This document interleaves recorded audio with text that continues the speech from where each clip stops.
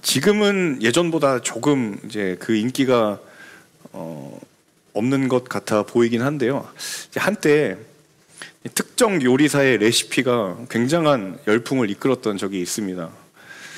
그 레시피가 1인 가구는 물론이고요, 아이를 키우는 주부들도 탄식 섞인, 한숨 섞인 목소리로 우리 아이가 제가 해준 밥은 안 먹어도 그분이 레시피로 해준 밥은 먹는다라는 그런 자조적인 이야기를, 대한민국의 꽤나 많은 주부들에게 의문의 일패를 남겨다 준 이분의 레시피가 있죠. 제가 차마 설교 중이라 그분의 실명을 거론하지 못하지만 여러분 다 짐작이 가실 겁니다. 땡땡땡의 집밥 레시피.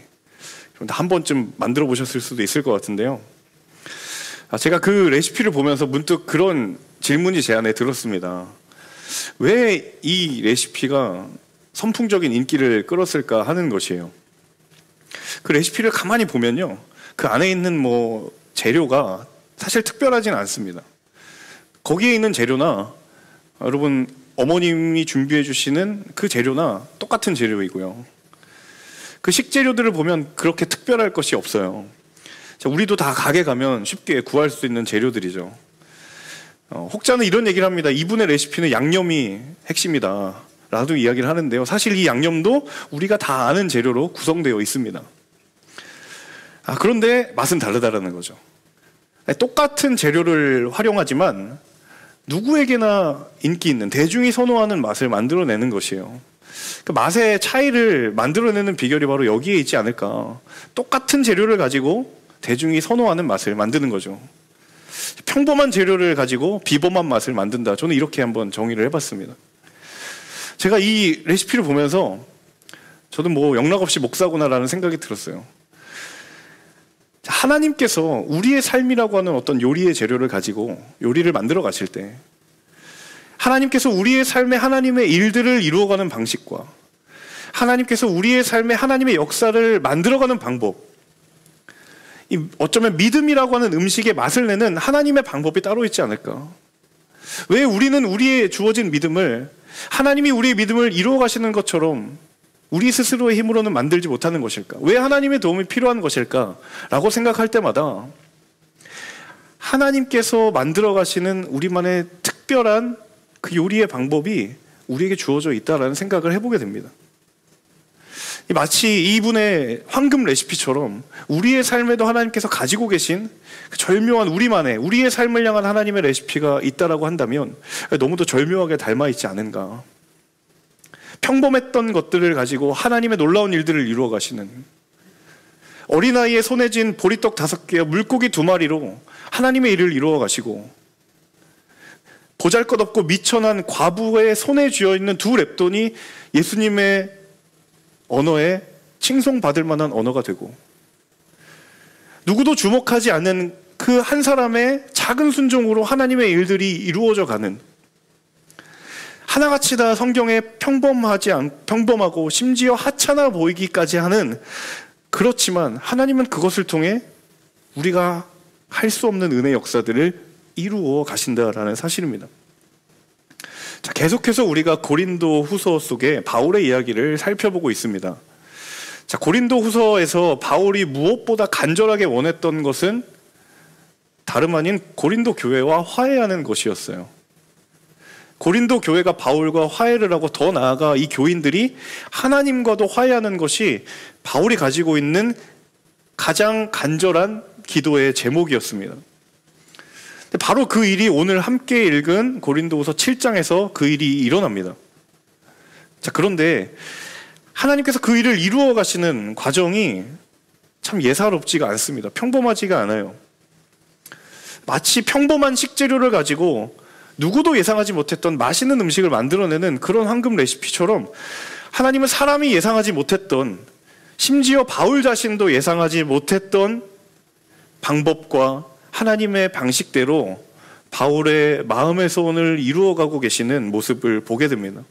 오늘 저와 여러분은 고린도 교회와 바울이 관계가 회복되어 가는 모습을 함께 살펴보면서 하나님께서 하나님의 일을 이루어 가시는 영적인 원리를 발견하는 귀하고 복된 시간 될 수 있었으면 좋겠습니다.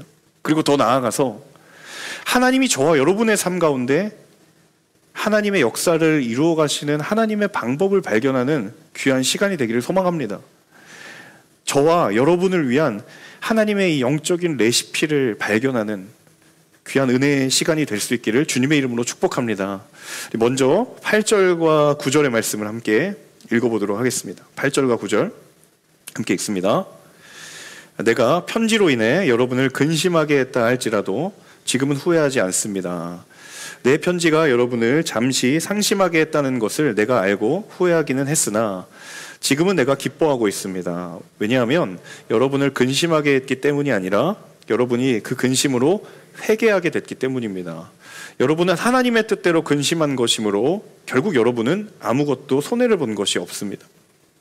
방금 읽은 이 8절과 9절의 맥락을 잘 이해하려면요, 이 고린도 전서와 후서의 전체적인 맥락을 잠깐 간단하게 좀 살펴볼 필요가 있습니다. 고린도 교회는 여러분 잘 아시는 것처럼 바울이 직접 세우고 양육했던 교회입니다. 특별히 이 교회는요, 다른 바울이 세운 교회와는 다르게 여러 은사와 은혜를 누구보다 풍성하고 누구보다 특별하게 경험했던 교회였습니다. 그런데 그와 못지않게 교회 안에 그만큼 더 많은 갈등이 있었고 문제가 있었습니다. 자, 바울이 근로의 집이라고 하는 그 집안의 편을 통해서 고린도 교회가 갈등이 있고 문제가 있다라는 것을 듣게 됩니다. 그리고 그 문제를 해결하기 위해 편지를 써서 보내죠. 그 편지가 바로 여러분이 잘 알고 있는 고린도 전서입니다. 이 고린도 전서를 보시면 아시겠지만 굉장히 다양한 문제들이 고린도 교회 안에 있었구나라는 것을 보게 됩니다. 그리고 바울이 그런 모든 현안들마다 굉장히 면밀하게 영적인 솔루션들을 제시하고 있다는 것을 보게 돼요. 우상의 재물을 먹는 문제는 어떻게 해야 되는지, 결혼의 문제는 어떻게 해야 되는지, 여러 가지 현안들마다 바울이 하나하나 문제의 해결 방안을 제시합니다. 자, 그런데 문제는 바울이 그렇게 제시를 했음에도 불구하고 바울의 의도대로 고린도 교회 안에 있는 문제가 해결되지 않았다라는 거예요. 오히려 바울의 의도와는 전혀 무관한 상황이 벌어지고 말았어요.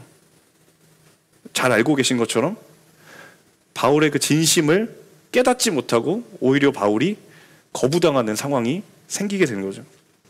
특히나 그 교회 가운데에는 바울을 대적하며 쫓아다니던 사람들이 교회 안에 침투하면서 그 갈등이 더 심화됐습니다. 그래서 바울이 참 안타까운 마음으로 다시 편지를 써서 보냅니다. 고린도서 2장 4절에 보면 내가 마음에 큰 눌림과 걱정이 있어서 많은 눈물로 너에게 편지를 썼다라는 구절이 나오는데요. 그 편지가 바로 고린도 전서와 고린도 후서 사이에 있는 눈물로 쓴 편지의 실체입니다. 우리는 고린도 전서와 후서만을 읽고 있기 때문에 그 중간에 바울이 보냈던 편지의 내용을 알 수 없습니다. 그런데 어떤 내용인지는 추측해 볼 수는 있을 것 같아요. 자, 8절이 그 편지의 내용과 뉘앙스가 어땠는지를 추측해 볼 수 있는 대단히 많은 근거들이 있는데요. 우리 방금 읽었던 8절만 다시 한번 읽어보면 좋겠습니다. 8절의 말씀 함께 읽습니다. 시작. 내가 편지로 인해 여러분을 근심하게 했다 할지라도 지금은 후회하지 않습니다. 내 편지가 여러분을 잠시 상심하게 했다는 것을 내가 알고 후회하기는 했으나. 자, 내가 편지로 인해 여러분을 근심하게 했다. 이 편지가 이제 고린도 전서 다음에 쓴 편지예요. 근데 바울의 고백에 의하면 그 편지가 굉장히 고린도 교회의 마음을 어렵게 만들었던 것 같아요. 8절 말미에도 보면 내 편지가 여러분을 잠시 상심했다는 것을 알고 내가 후회했다라는 이야기를 해요. 후회하고 근심하고 있는 그들의 반응을 들으니까 그 편지의 내용이 굉장히 별로 좋은 내용은 아니었겠구나라는 것을 우리가 다 알 수 있죠. 자, 아마도 바울을 받아들이지 않는, 바울을 사도라고 인정하지 않는 고린도 교회를 향해서 굉장히 쓴소리를 했다라는 것을 우리가 알 수 있습니다. 자, 그런데 이 사명에 붙들려서 온전히 하나님께 집중했던 바울에게도 굉장히 인간적인 면모가 있었던 것 같아요. 바울이 그 편지를 보내고 나서 내가 괜히 편지 썼구나라는 마음을 하는 것 같아요. 바울이 이런 소심한 사람이었나라고 싶을 정도로 내가 이 편지 때문에 교회가 근심하게 되고 상심하게 됐구나라는 후회를 하고 있어요. 굉장히 인간적인 고백이죠. 저도 이제 지체들과 상담을 하거나 혹은 대화를 할 때 대부분 다 이제 듣고 권면하고 격려하는 이야기를 하지만 제가 가끔 쓴소리를 할 때가 있거든요. 저라고 쓴소리 하고 싶겠어요. 네. 근데 정말 이거는 목회자로서, 영적인 목자로서 해야 되겠다라는 말을 했을 때 제 의도가 늘 100% 전달되지는 않습니다. 그래서 이제 말하고 나서 저도 바울처럼 괜히 얘기했구나, 내가 그를 상심하게 했구나, 후회하게 만들었구나 라는 그런 고백을 합니다. 제가 티를 안 내지만 해요. 제가 그렇게 막 피도 눈물도 없는 사람이 아니에요. 합니다. 제가 이 바울이 이 반응을 보면서 굉장히 공감이 많이 됐습니다. 자, 여러분 듣는 입장에서는 좋은 말만 듣기를 원하지만 혹시라도 여러분이 충고를 해야 되는 입장에서는 때로는 이 사람, 이 친구나 이 내 관계에 있는 사람에게 정말 조금은 불편하지만 정말 필요한 얘기다라고 이야기를 한 다음에 우리는 어떻게 해요? 듣는 사람 눈치를 보잖아요. 우리도 다 그럽니다. 굉장히 인간적인 바울의 고백이죠. 하지만 우리는 잘 알고 있는 것은 무엇이냐면 바울이 정말 그 사람들을 상심시키거나 후회시키려고 그 편지, 그 말하는 것은 아니다라는 것을 우리는 다 알고 있어요. 그게 본심이 아니라는 걸 다 알고 있어요. 자, 살아가면서 우리도 다 바울처럼 그런 느낌을 갖죠. 수많은 관계 속에서 난 정말 이 말 하려고 했었던 의도가 아닌데 그 나의 진심이 왜곡됐다라고 생각했을 때, 내 진심이 뜻하지 않은 방향으로 전달되었다라고 생각했을 때, 혹은 그런 왜곡된 말을 들었을 때, 특별히 부모님과 대화하다가 부모님이 정말 내가 너 생각해서 하는 얘기인데 너 정말 그렇게 살면 안 된다 그랬더니 그 말에 꽂혀가지고 어떻게 부모님이라는 분이 그렇게 살지 말라고 이야기할 수 있느냐. 바꾸어 말해서 누군가가 내가 그런 말을 해야 했을 때 내가 괜한 얘기를 꺼낸 것인가, 혹시 내가 해선 안 될 일을 그런 이야기를 한 건 아닐까. 근데 대부분 그 말을 들으면 사람들이 어떻게 하냐면 정말 성격이 모난 사람을 제외하고는 침묵합니다. 반응이 없어요. 차라리 기분 나쁘다라고 말하면 더 좋을 텐데 그냥 듣고만 있고 그 사람의 속을 알 수가 없을 때 속이 타는 거죠. 자, 바울이 느끼는 심정이나 우리가 살아가면서 느끼는 그런 심정들이랑 별반 다를 게 없다라는 거예요. 자, 어쩌면 바울도 이때 내가 어떻게 해야 될까? 바울이라고 특별한 방법을 가지고 있는 건 아니라는 거예요. 자, 그런데 이 답답한 상황 속에서 하나님이 바울에게 보여주신 영적인 출구 전략이 하나 있었습니다. 바울에게 주셨던 하나님의 맞춤 솔루션이 있었어요. 그게 바로 9절인데요. 우리 9절 말씀 같이 읽어보도록 하겠습니다. 9절 함께 읽습니다. 지금은 내가 기뻐하고 있습니다. 왜냐하면 여러분을 근심하게 했기 때문이 아니라 여러분이 그 근심으로 회개하게 됐기 때문입니다. 여러분은 하나님의 뜻대로 근심한 것이므로 결국 여러분은 아무것도 손해를 본 것이 없습니다. 자, 바울이 기뻐함과 동시에 놀랐던 지점은 무엇이냐면 이 9절에 반복되는 한 단어 때문이에요. 자, 9절에 여러 번 반복되는 한 단어가 있죠. 뭐예요? 근심이라는 단어입니다. 자, 내가 편지를 써서 고린도 교회가 근심하게 됐어요. 그 소식도 들었어요. 그리고 나 또한 그 소식 듣고 근심하게 되었어요. 그런데 9절에 바울이 고백한 것이 뭐냐면 지금은 내가 기뻐하고 있다는 거예요. 그들을 근심하게 했던 것이 오히려 전화위복의 계기가 돼서 그 근심이 오히려 문제를 해결하게 하는 열쇠가 되었다는 거예요. 그래서 오히려 지금은 기뻐할 수 있다. 상황을 더 악화시켰던 요인이라고 생각했던 근심이 오히려 그 상황을 반전시키는 요소가 되었다라고 합니다. 자, 신앙을 가진 사람이든 신앙을 가지지 않은 사람이든 근심이라고 하면 다 우리는 가장 먼저 무엇을 느끼냐면 부정적인 뉘앙스를 느끼죠. 국어사전을 찾아봐도 근심에는 전혀 좋은 의미가 하나도 없어요. 해결되지 않은 일 때문에 속을 태우거나 우울해하는 상태가 근심의 사전적인 의미거든요. 어디를 봐도 근심이 우리에게 도움이 될 만하다? 누구도 그렇게 생각하지 않습니다. 근데 문제는 하나님께서 그럴 수 있다라고 보여주고 계시는 거예요. 우리는 부정적인 감정의 근원으로 여겼던 근심을 전혀 다르게 사용하시는 하나님을 보게 된다는 것입니다. 자, 그렇다면 우리가 이 근심이라는 단어를 주목해 봐야죠. 도대체 이 근심을 사용하시는 영적인 반전의 비결이 무엇일까? 오늘 그 사실이 우리가 붙들어야 될 사실입니다. 자, 이어지는 10절의 그 비밀이 발견됩니다. 10절 말씀 함께 같이 읽겠습니다. 하나님의 뜻대로 하는 근심은 구원에 이르는 회개를 가져오므로 후회할 것이 없습니다. 그러나 세상 근심은 죽음을 가져옵니다. 굉장히 혼란스럽고 절망스러운 상황을 지나는 동안 하나님께서 바울에게 깨닫게 하신 한 가지 사실이 무엇이냐면, 근심이라고 다 똑같은 게 아니구나 라는 거예요. 10절에 두 가지 근심이 등장하죠. 하나님의 뜻대로 하는 근심, 그리고 세상 근심. 우리가 흔히 알고 있는 그 근심. 이 두 가지의 근심이 따로 있다는 사실을 깨닫기 전만 해도 바울에게 있어서 근심은 그냥 말 그대로 문제 해결에 전혀 도움되지 않는 거예요. 근심하면 상황이 악화되는 것이지 상황이 나아질 거라는 생각을 전혀 할 수 없습니다. 고린도 교회를 근심하게 한 것도 물론이고 그것 때문에 나도 근심하게 되었으니까요. 그런데 그렇지 않다라는 사실을 깨닫게 된 거예요. 무엇이? 하나님의 뜻대로 하는 근심이 따로 있었다. 그 근심이 하나님의 뜻대로 이루어지는 것이라면, 하나님의 뜻 안에서 이루어진 것이라면 오히려 그것은 고린도 교회를 변화시키는 하나님의 도구가 된다라는 사실을 바울이 깨닫게 된 거예요. 그리고 바울 자신의 겪었던 근심이 세상 근심이었구나.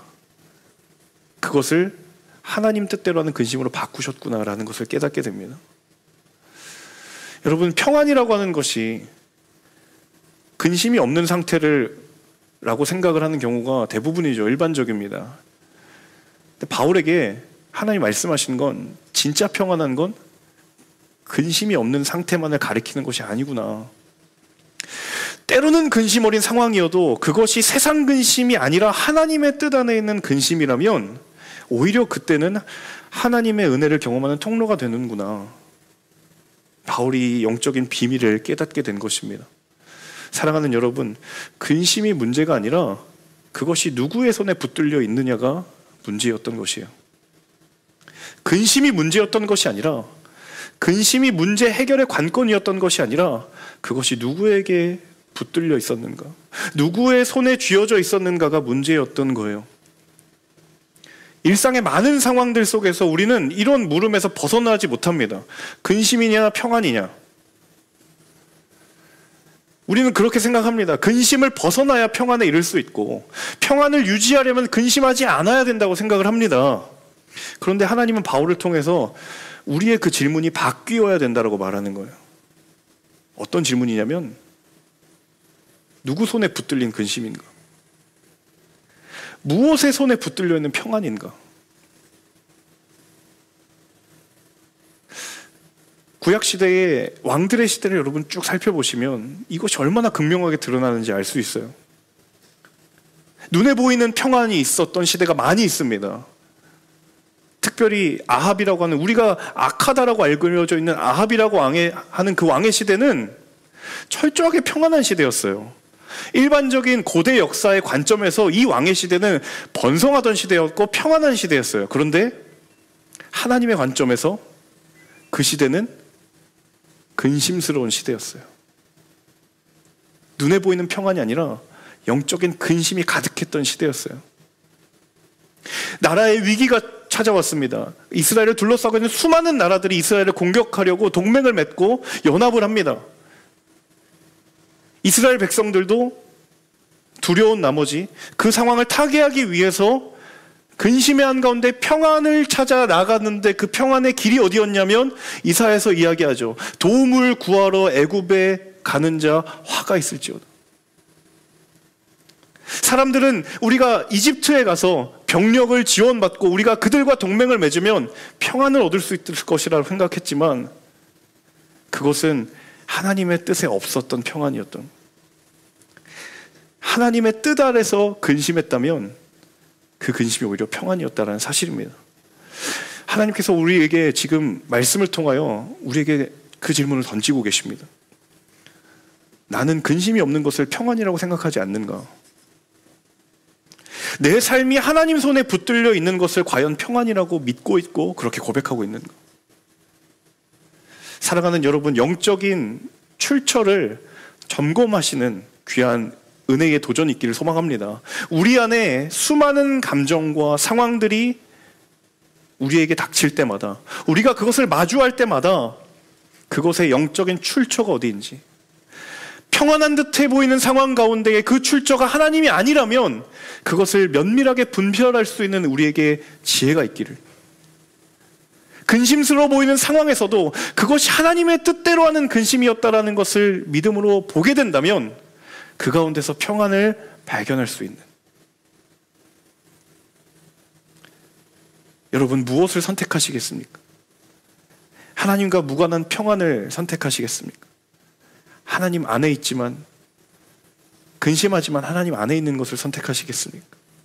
지금 나를 둘러싸고 있는 감정의 출처가 어디인가? 나를 감싸고 있는 상황의 근원이 어디인가? 영적인 출처를 다시 점검하는 믿음의 눈에 열리는 그 은혜가 있기를 주님의 이름으로 축복합니다. 자, 그러면 다음과 같은 물음이 우리 안에 자연스럽게 들어야 돼요. 어떤 물음인가 하면, 자, 그러면 하나님의 뜻대로 하는 근심이 뭐냐는 거예요. 너무 추상적인 말이에요. 하나님의 뜻대로 하는 근심이 무슨 의미냐는 거예요. 어떤 기준을 가지고 하나님의 뜻대로 하는 근심이냐, 세상 근심이냐를 어떻게 구별하느냐라는 거예요. 이 질문을 해야 됩니다. 바울이 친절하게 그 질문에 대한 답을 이어지는 11절에 대해서 보여주고 있습니다. 우리 11절 말씀 함께 읽겠습니다. 보십시오. 하나님의 뜻대로 하는 이 근심이 여러분에게 얼마나 간절함을 불러일으키며 변호함과 의분과 두려움과 사모함과 열심과 응징의 마음을 불러일으켰습니까? 여러분은 모든 일에 여러분 자신의 깨끗함을 보여주었습니다. 자, 11절에 여러 단어들이 쭉 나열이 되어 있는데요. 그게 뭐냐면 하나님의 뜻대로 근심을 했더니 고린도 교회에 주신 하나님의 결과물들이에요. 영적인 결과물들. 바울이 고민했던 그 근심이 세상 근심이 아니라 하나님 뜻대로 했던 근심이라는 것을 증명해주는 결과물들이 11절 안에 있어요. 세어보니까 한 7가지가 되더라고요. 뭐 간절함, 변호함, 의분, 두려움, 사모함, 열심, 7가지가 됩니다. 제가 이 뜻을 다 설명해주는 건 의미가 없을 것 같고, 이 7가지에 담겨지는 한 가지 공통점만 우리가 좀 붙들었으면 좋겠어요. 그것이 하나님의 뜻대로 하는 근심의 본질이기 때문이죠. 자, 그 공통점이 무엇이냐면 모두가 다 영적인 방향 전환이 일어난 것입니다. 영적인 방향 전환이 일어난 것들이에요. 자, 고린도 교회를 근심하게 했던 그 근심이 세상 근심이 아니라 하나님의 뜻대로 했던 근심이다라고 말할 수 있는 것은 그 근심 가운데 일어난 영적인 방향 전환이 있었기 때문입니다. 자, 한번 예를 들어볼게요. 11절에 의분이라는 단어가 있죠. 중간에 보시면. 다른 말로 분노입니다. 화를 내는 거예요. 처음에 고린도 교회와 바울이 갈등하고 있을 때 이들의 분노는 누구를 향하고 있었냐면 바울을 향하고 있었습니다. 자, 그런데 그들이 하나님의 뜻대로 한 근심의 터널을 지나고 나서 똑같아 보이는 그들의 분노이지만 그 분노는 누구를 향하고 있냐면 교회 안에 바울을 대적하는 불의한 자들을 향해서 분노의 방향이 바뀌었어요. 도저히 못 믿겠다라는 표정으로 저를 쳐다보셔서 하나만 더 얘기를 드려볼게요. 자, 11절 중간에 사모함이라는 단어가 있잖아요. 고린도 교회가 사모함을 불러일으켰다. 바울이 이렇게 11절에 이야기하잖아요. 여러분, 그들이 변화를 경험하기 이전에 사모함이 있었습니다. 없었던 것 같죠? 있었어요. 그런데 그 사모함이 하나님이 기뻐하시는 것의 사모함이 아니라 하나님과 무관한 것에 대한 사모함이었어요. 얼마나 고린도 교회가 사모함이 컸던 교회인지 모릅니다. 더 큰 은사를 주십시오. 더 큰 기적의 역사를 맛보게 해주십시오. 다른 사람보다 내가 더 우월할 수 있도록 느끼는 그런 은사 주십시오. 그런 사모함들이 있었습니다. 그런데 영적인 방향 전환이 일어나니까 그 사모함이 어디를 향하게 됐냐면 바울을 향한 간절함, 바울을 보내신 하나님을 향한 사모함으로 바뀌었다라는 거예요. 이게 여러분 하나님의 뜻대로 한 근심의 증거가 된다는 거예요. 영적인 방향 전환을 한 후에 그들의 사모함이 하나님과 바울을 향한 간절한 사모함으로 변화되었다는 사실입니다. 사랑하는 여러분, 하나님은 은혜의 길목에서 우리에게 요청하시는 것이 있어요. 그것이 무엇이냐면 우리에게 영적인 방향 전환을 요청하십니다. 왜냐고요? 내 눈에 보이는 근심도 하나님의 뜻대로 사용하시기 위해서예요. 내 눈에 보이기에 황량한 광야와 같은 시간도 하나님이 사용하시기 위해 우리에게 말씀하시는 거예요. 그 시선을 돌려서 영적인 방향 전환을 할 수 있겠느냐? 우리의 삶의 영적인 주파수가 하나님을 향한다면, 하나님을 향하여 영적인 방향 전환이 일어난다면 그것은 근심이라고 해도 문제가 없어요.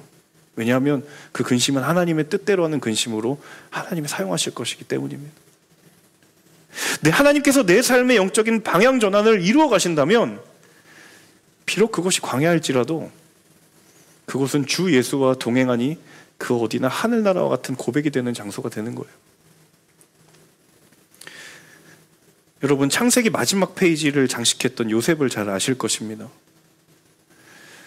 형들의 시기가 있었고 질투가 있었고 배신이 있었어요. 여러분, 그 삶에 요셉이 직면했던 요소들이 과연 요셉이 총리의 자리에 오르기까지, 그의 인생이 풀리기까지 그의 인생을 변화시키는 재료가 될 수 있었을까요? 형들이 나를 미워했고, 형들이 나를 배신했고, 형들이 나를 인생의 구렁텅이에 몰아넣었던 그 순간들이 지금의 요셉을 잊게 했던 재료가 될 수 있었을까요? 우리야 여러분 그 이야기의 결말을 알고 있으니까 하나님 그렇게 하십니다라고 하시겠지만, 우리가 만약에 요셉이라고 생각했다면 과연 그렇게 생각할 수 있었을까? 하나님이 그걸 사용하시는 거예요. 형들의 시기와 질투로 내가 우물에 던져지고, 보디발 장군의 집으로 그것 때문에 종으로 끌려가고, 거기서 보디발 장군의 아내의 모함 때문에 곤경에 처하고, 누가 보아도 요셉의 인생의 시간들 속에서 지금의 요셉을 만들게 하는 인생의 재료들이라고는 전혀 찾아볼 수 없는데 지금의 요셉을 만들었던 그 영적인 방향 전환이 일어나는 거예요. 버려져야 마땅할 것 같은, 지우고 싶은 그 인생의 기억들을 하나님의 레시피로 가져오셔서 맛있는 음식과 같은 인생을 만드시는 그 하나님의 역사를 요셉을 통해 보여주고 계시잖아요. 그래서 요셉이 고백합니다. 형들을 만나고, 당신은 나를 해하려 했으나 하나님은 그것을 선으로 바꾸셨습니다. 그리고 오늘같이 많은 백성들의 생명을 구원하게 하시려 했습니다. 하나님의 뜻대로 하는 근심을 후회할 것이 없으니 구원에 이르게 하는 회개를 이르게 하는 것입니다. 저는요, 바울의 고백과 요셉의 고백은 일맥상통한 것 같아요. 하나님께서 당신은 나를 해하려 하셨지만 하나님은 그걸 선으로 바꾸셨다. 그게 뭐예요? 하나님의 뜻대로 하는 근심 아니겠어요? 근심을 하나님의 뜻대로 바꾸시는. 요셉의 고백과 바울의 고백은 다르지 않습니다. 그리고 우리의 고백도 그들의 고백과 다르지 않게 될 줄로 믿습니다. 이 말씀을 정리하면서 이 찬양을 함께 불렀으면 좋겠다라는 마음이 들었습니다. 여러분, 하나님의 일하심은 참 놀랍습니다. 우리는 지금이라는 상황에 시선이 맞춰져 있기 때문에 늘 알 수 없지만, 그래도 다행인 것은 지나고 나면 하나님이 계셨구나라는 것을 깨닫게 되잖아요. 여러분, 그 하나님을 우리가 조금 더 한 발자국 지금보다 앞서서 신뢰의 자리로 나아간다면 근심이어도 하나님의 뜻대로 하는 근심이라는 것을 붙들게 될 줄로 믿습니다. 우리 함께 이 찬양 부르시고, 하나님, 나의 삶의 상황 가운데서 하나님의 일하심을 내가 다시 한번 보기를 원합니다. 이미 존재하고 있었을지도 모릅니다. 하지만 내가 바라보지 못했던 것은 아닐지, 하나님 말씀을 통하여 다시 한번 우리의 믿음을 비추어 주시며 내가 다시 한번 주님 보기를 원합니다. 우리 찬양 부르시면서 함께 주신 말씀 붙들고 기도하도록 하겠습니다.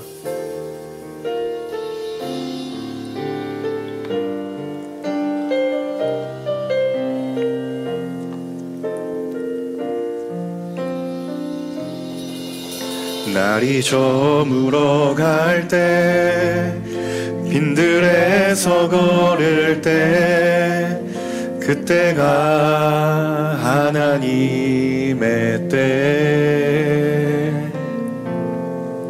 내 힘으로 안 될 때, 빈손으로 걸을 때, 내가 고백해 여호와 이래.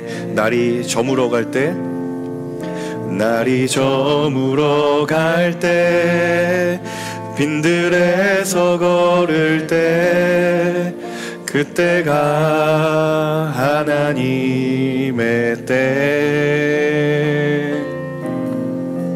내 힘으로 안 될 때, 빈손으로 걸을 때, 내가 고백해 여호와 이래. 아멘. 주가 일하시네, 주가 일하시네, 주께 아끼지 않는 자에게. 주가 일하시네,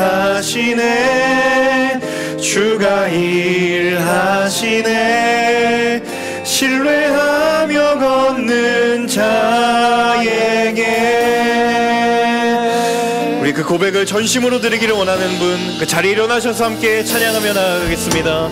저물어 갈 때, 빈들에서 걸을 때, 그때가 하나님의 때, 내 힘으로 안 될 때, 빈손으로 걸을 때, 내가 고백해 여호와 이래. 주가 일하십니다. 주가 일하시네, 주가 일하시네, 주께 아끼지 않는 자에게. 주가 일하시네, 주가 일하시네, 신뢰하며 걷는 자에. 주가 일하시네, 주가 일하시네, 주가 일하시네, 주께 아끼지 않는 자에게.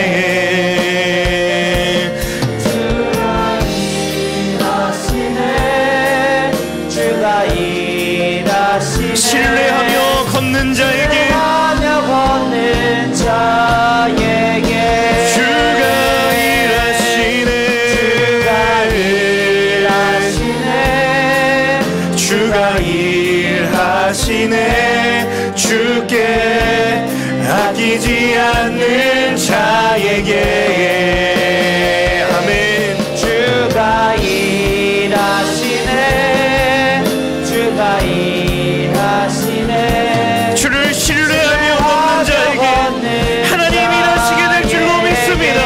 주가 일하시네, 주가 일하시네, 주가 일하시네, 주께 아끼지 않는 자에게.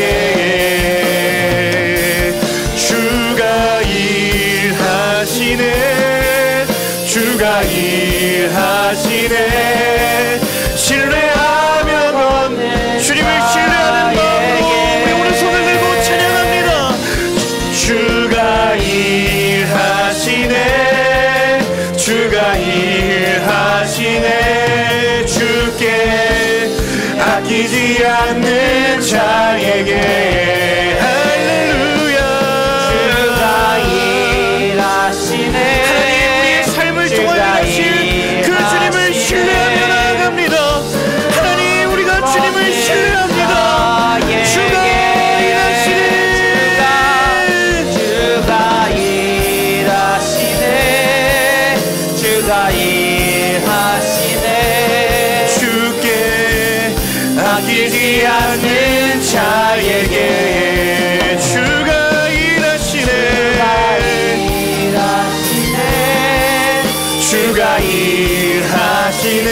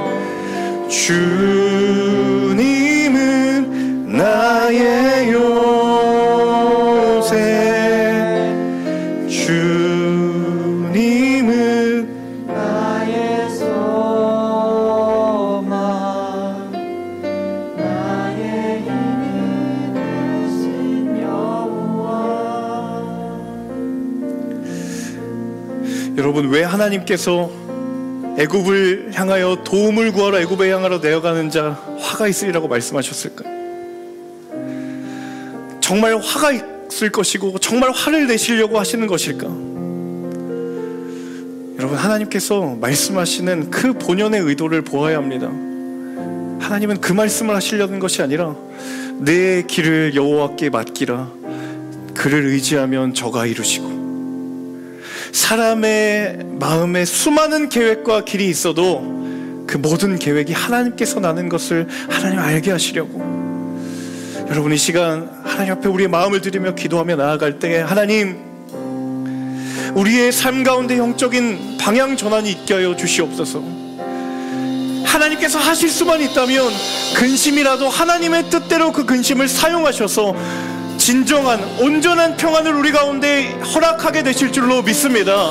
하나님, 그 하나님을 다시 한번 신뢰하는 인생 되게 하여 주옵소서. 그 하나님을 의지하는 나의 삶의 걸음들이 될 수 있도록 인도하여 주시옵소서.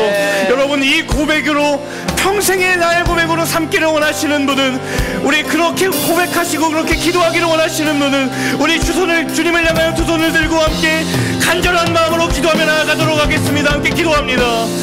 아버지 하나님,